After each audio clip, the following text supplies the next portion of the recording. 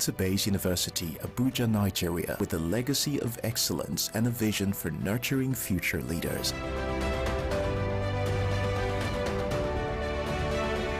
Bayes University is in a league of its own. We're all about our people, processes, and technology. Bayes is one of the highly rated universities in Nigeria in terms of product quality standards. We don't just produce graduates, but groom people into employers of labor. And it has made us understand that learning is all about three things. We learn, we unlearn, and we relearn. Bayes University Hospital offers a range of specialized services equipped with the latest technology, manned by a team of trusted professionals. And now, our vision extends beyond our walls with the Baba Ahmed University in Kano following our lead. Join us at Bayes University and invest in your future today. Bayes University is the institution that you will get the best value for money education in Nigeria. Bayes University. Learn to live.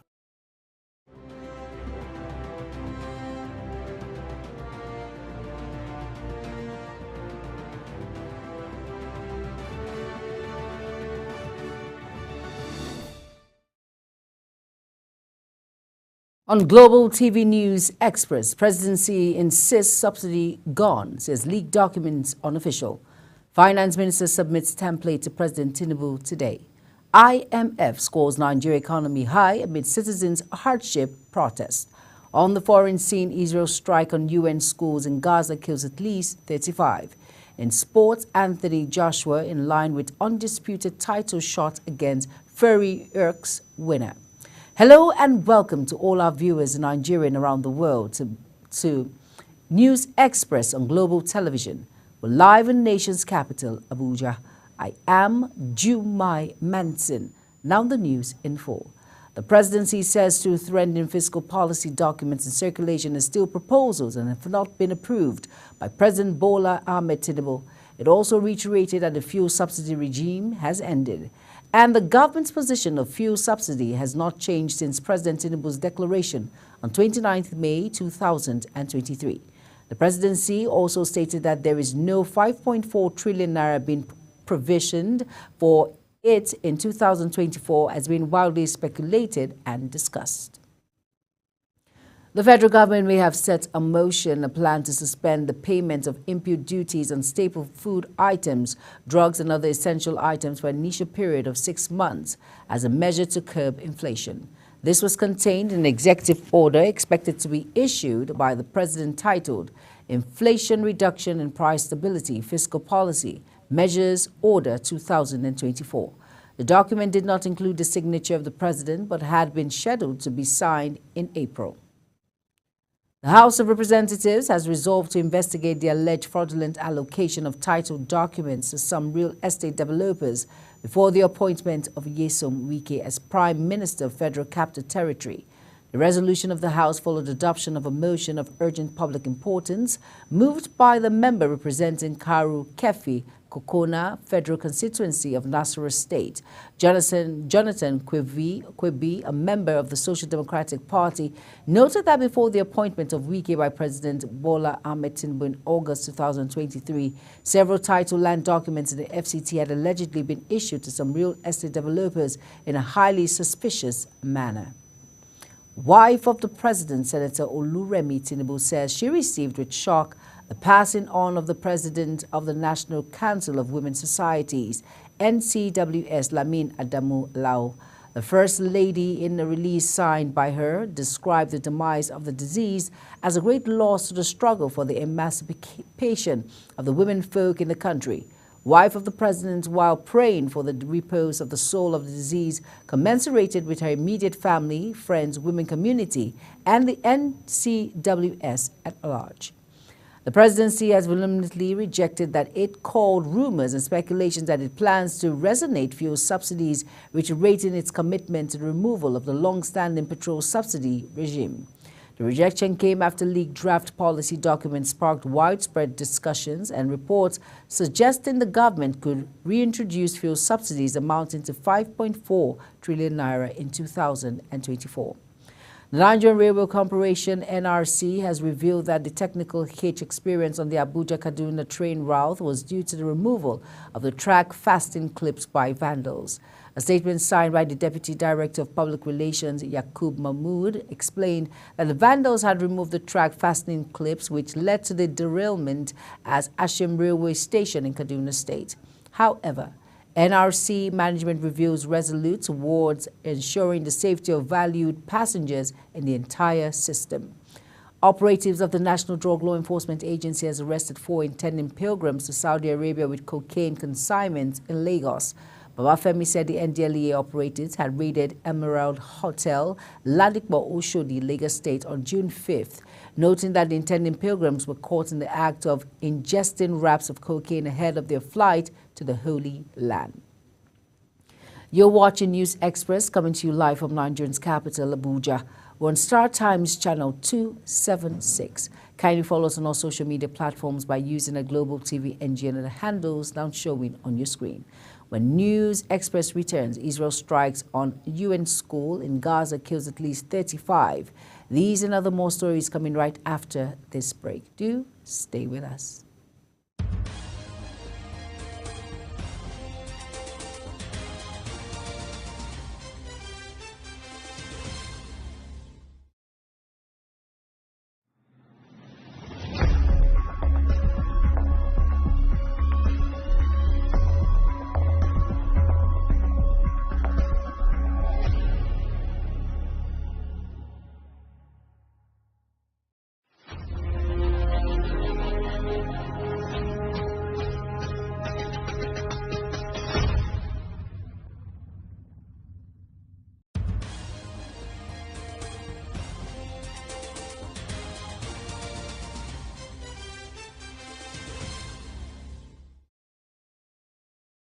You're welcome back, and if you're just tuning in, this is Global Television, bringing you live broadcasts of News Express. Thank you for staying with us.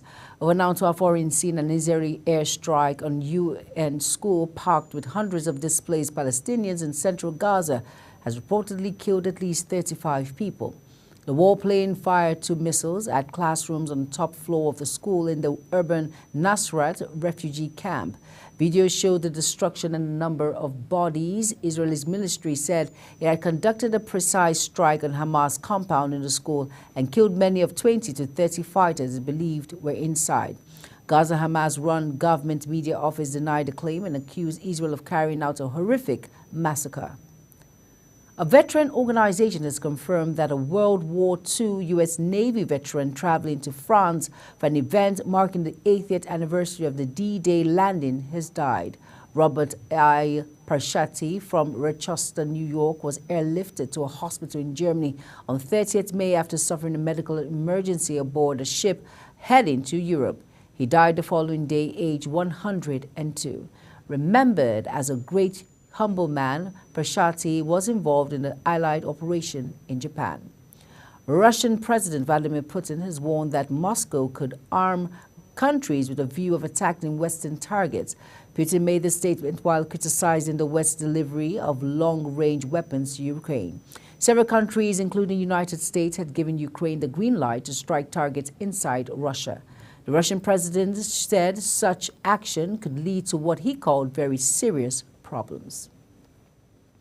A senior police official has revealed that the New York Police Department is looking to revoke former President Donald Trump's gun license following his conviction. The source, who preferred anonymity, revealed that Trump's concealed carry license was quietly suspended on April 1, 2023. In New York City, after his indictment on criminal charges, Donald Trump was found guilty by a New York jury of falsifying business records to cover payments made to a porn star ahead of the 2016 presidential election, making him the first former president to be convicted of a crime. In business, following the recent withdrawal of Heritage Bank's operational license, the Nigerian Deposit Insurance Corporation, NDIC, says it will begin payment of an insured sum of 2.3 million depositors of the bank liquidation this week. Managing Director of the corporation, Bello Hassan, made this known while briefing newsmen in Abuja. Kike Lomo Okere tells us more. The Managing Director, Nigerian Deposit Insurance Corporation, Bello Hassan, says The bank had preliminary deposits of 650 billion naira and loan worth 700 billion naira. According to him, 99.9% of depositors of the defunct bank have a deposit balance of less than 5 million naira, while only 4,000 of the depositors have more than 5 million naira deposit. It says those who have balance of 5 million naira or less will receive their full insured deposit promptly. This move is set to gain the confidence of the customers in the financial sector. So for the depositors that have alternate bank account within the system, they don't need to visit any branch of the bank. We are aware of their details and we pay them the maximum insured amount depending on their we pay them the insured amount up to a maximum limit of 5 million.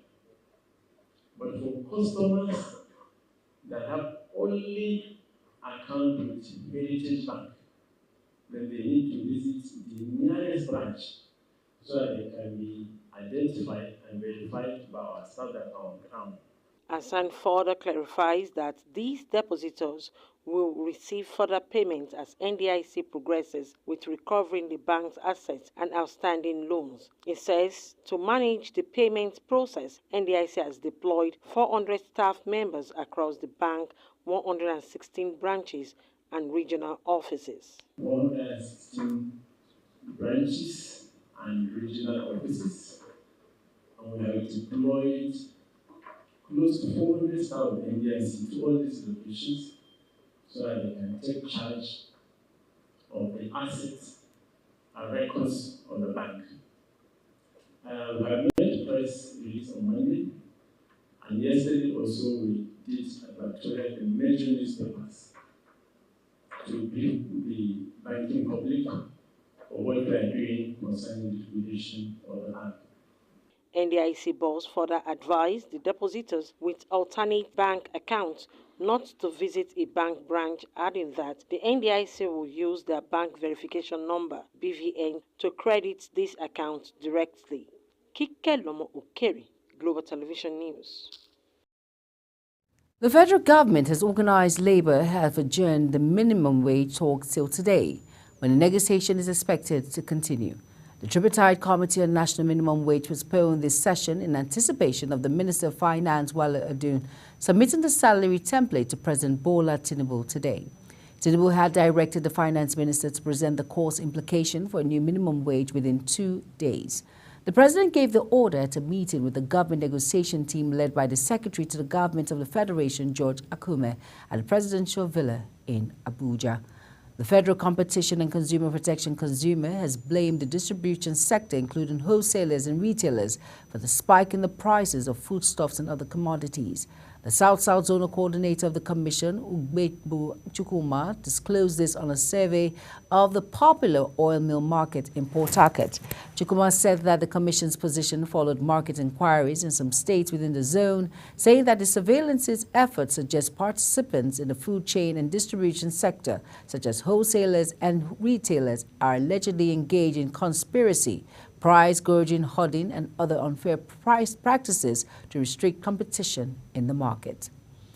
The Revenue Mobilization Allocation and Fiscal Commission has advocated for full autonomy for local government councils in Nigeria, emphasizing that this move will alleviate poverty and curb the escalation threat of rural-urban mitigation in the nation. The Commission backed legal efforts by the federal government to free local government councils for the Council of State Government by enforcing the Constitution provision.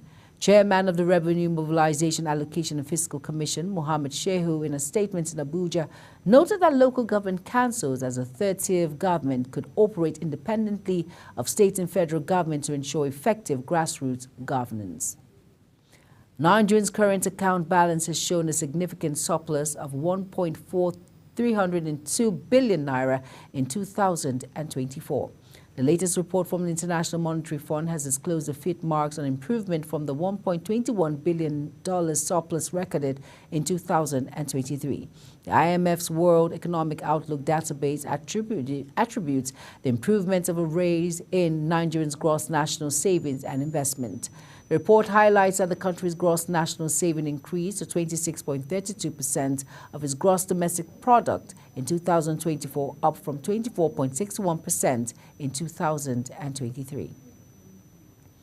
The federal government's ban on the export of liquefied petroleum gas, popularly called cooking gas, has led to a crash in the cost of the commodity from about 1,500 per kilogram to around 900 per kg.